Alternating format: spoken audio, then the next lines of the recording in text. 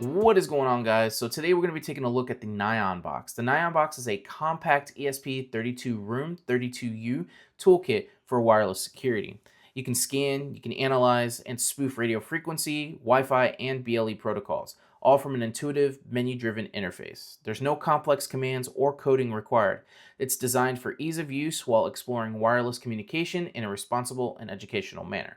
It's a great cybersecurity tool, and I highly recommend you pick one of these up. Let's go ahead and take a look at the firmware side of things and see what this thing is capable of.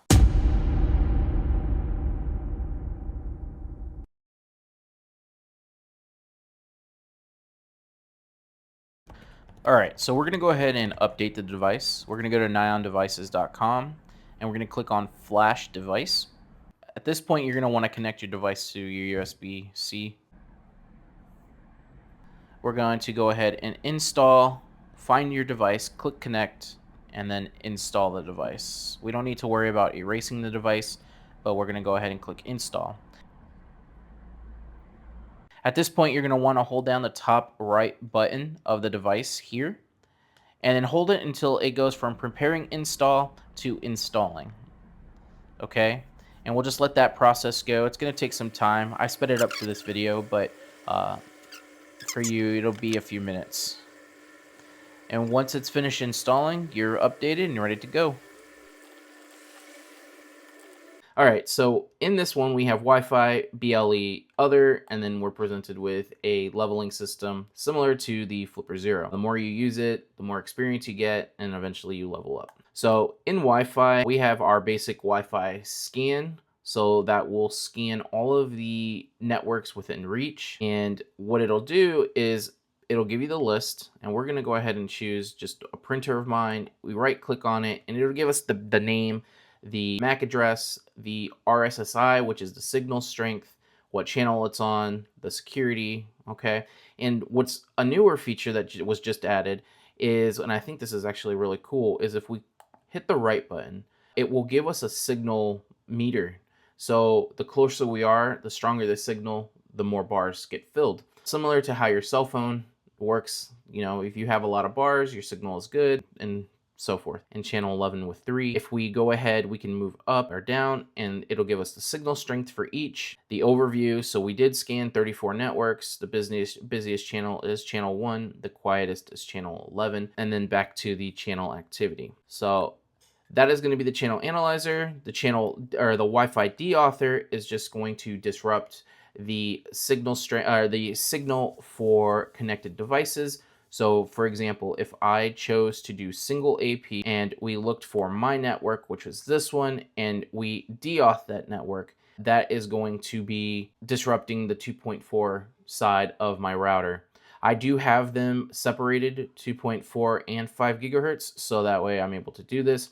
Some routers, if you try to deauth it, it doesn't work because it will switch to the 5 gigahertz or a different channel. So just keep that in mind. If it doesn't work, you may want to separate your router 2.4 and 5 gigahertz.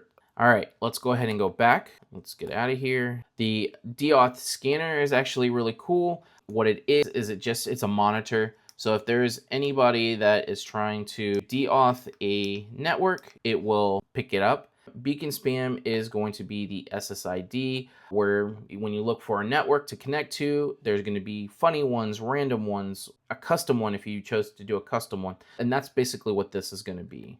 Let's go ahead and get out of this. Evil Portal, we all know what Evil Portal is. Pwnagotchi Detector, this one is actually pretty cool. If you do have, like, say, a device running Bruce, or you actually have a Pwnagotchi or a Bjorn, those will get detected here, and it will show Bruce or Pwnagotchi, and then you can go into it and get your information for that device. All right, that's going to be it for Wi-Fi. Let's go ahead and go into BLE. It's basically the same thing. We're going to scan that, and we're going to pull up all of the BLE devices within reach. Some of them will have a name, some of them don't, and that's just based on the manufacturer. So let's see, if I click, this one doesn't give me the name, but it does give me the MAC address and the signal strength. But this one's going to be my flipper. This is going to be a sound machine. Let's see what information the flipper gets. Yeah, same thing. So if we did do that, we can see I've got my flipper here. And that's why the signal strength is so excellent. But if I throw it across the room on the bed, of course, you can see that the signal strength gets less because it's further away. So that is pretty cool. Let's go ahead and take a look at the next one. nyanBox detector that's going to detect other nyanBoxes in the area. I'm already 100% sure that there's not another nyanBox around me, but maybe one day, maybe we'll pick one up in the wild. But for right now, that's basically what that does. Flipper Zero detector, I have one in my room currently. I do have another one in the other room. I have two, but this one should pick up the one that's closest to me that I tossed. Let's see. Let's try it again. It should pick it up. There we go. So we do have the one Flipper Zero. All right, and then we can click on the right and it'll give us which, what the name is, the MAC address, what color it was when we bought it. So mine is transparent, the signal strength, and the age of the scan. And then if we click right, the closer we get, the more bars we fill. So pretty cool stuff. All right, Axon Detector is going to be the body cams that law enforcement and some parts of military use for recording their tasers. All those things work together. So the communications between the devices is BLE. When it comes to uploading footage and things like that, that's done over Wi-Fi or cellular service. So we're not going to see that side, but I don't have any Axon devices near me because I live in a country where that's not really a thing. And I'm also up higher in a building, so there's no reason for those to be here in this building either. So, but it would be cool to be able to see these, you know, when it's during a scan. But if you're near law enforcement or anything like that and you run a scan, you'll most likely see it unless the device is off or in low power mode. All right, let's see. Skimmer detector is going to be if there is a skimmer. If you go to a gas station, a convenience store, somewhere where there's a touchpad where you can do wireless payments or slide your card in to put your PIN and all that, this will detect it. It detects the common BLE chips that they used for that stuff, okay? Let's see. AirTag Detector will scan all of the AirTags that are around you. I have quite a few AirTags. Half of them are dead. So I'd be surprised if, you know, I don't get very many here. Okay, so I did get one. Let's see. Whoops, let's go ahead and rescan that really quick. The controls do take some time to get used to, so that's with every device. All right, so let's go ahead. So this is going to be the AirTag, the payload, so basically how big the AirTag file is in there, the signal strength, and of course the other stuff. And then location, so we're picking this one up, and this one's probably in the other room. All right, let's go ahead and get out of this. And then AirTag Spoofer, you can spoof that AirTag that you found, and you can go ahead and start it. And what that does, it just clones it, causes it to be another fake AirTag. BLE Spammer is going to basically spam your Bluetooth devices. And when you select a Bluetooth device in your Bluetooth settings, you can choose random, so that'll just be random devices that will populate in the Bluetooth menu. You can choose it to have emojis, you can choose it to have custom, whatever you want. This is what you can do. I'm going to go ahead and spam emojis. Let's go back into that, and you guys can see what I mean when I say it'll spam, right? So here we go. This has got my Samsung, and I'm spamming the emojis, and this is in the Bluetooth settings. So you guys can kind of get the gist of what this does. All right, and it spams a lot. Cool. All right, let's go to the next one. Sour Apple is going to be the BLE Spam for Apple devices, and it works very well. Now, I know some devices are pretty terrible when it comes to spamming Apple devices because of the patch in iOS 18, but some of them have gotten a lot better. So you just got to find the right coding for it.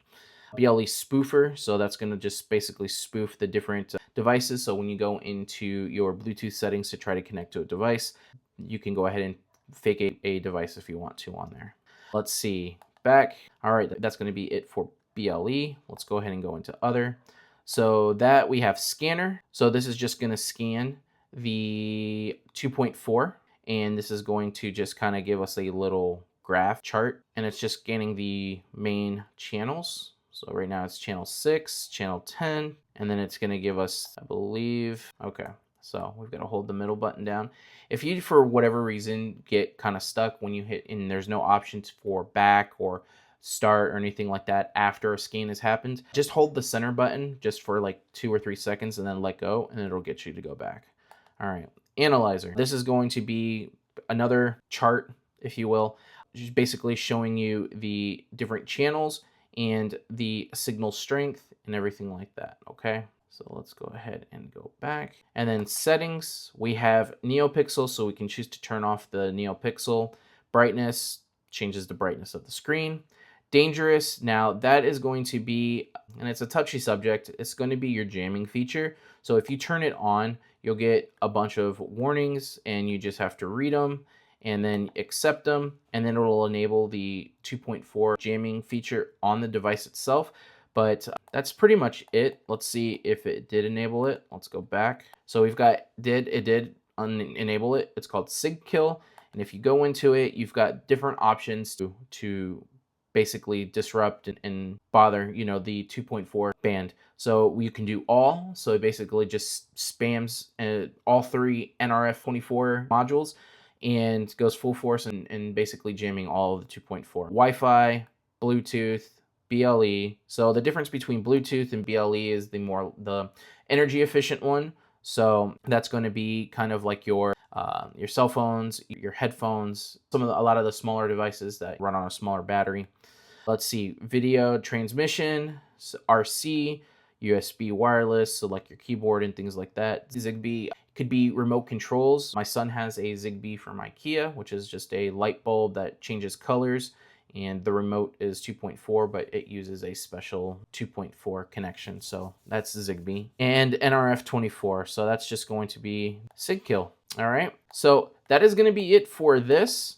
I hope you guys kind of got the gist of what the nyanBox is capable of. It's a very awesome device, really cool. Jabo and Kraken have been working really hard on getting this device out, and Jabo has been working very hard to get these new features to the device itself. So with that, I hope you guys liked this video. If you haven't, please hit that like button, subscribe if you haven't, and comment below what you guys want to see as a new feature on this device, and if you think it's something that you would have in your device kit, okay? And that's going to be it for this video. As always, stay safe, and I will see you in the next one.